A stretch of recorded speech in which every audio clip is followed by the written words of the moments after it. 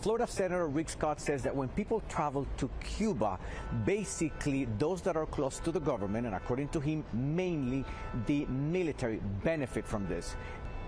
It wouldn't be like the best for a lot of people. Orestes Pedraza's wife is in Cuba. On Friday, he took one of the many flights to Havana. He thinks Cuban people should not pay the price for the repressive policy of their government. All of our problems in Latin America start with the Cuban regime. Sanctioning Cuba, the U.S. strangles dictators in Venezuela and Nicaragua. You can get rid of the Castro regime. It helps us get rid of the Maduro regime and get rid of Ortega. Scott recently introduced a bill called Democracy Act.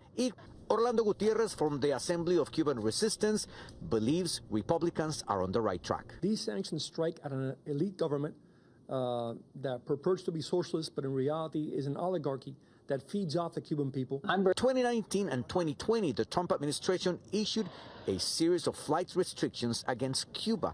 Would you support a policy like that again? I don't think we should have any travel to Cuba. If you want to move back to Cuba, move back to Cuba. It doesn't help the people of Cuba. It helps the regime oppress the people of Cuba. Es verdad que nos vamos a ver perjudicados. I asked Senator Rick Scott if the flying restrictions is something that he will be pushing for, when and how soon, and he basically said yes, and he hopes that it'll happen before the end of the year.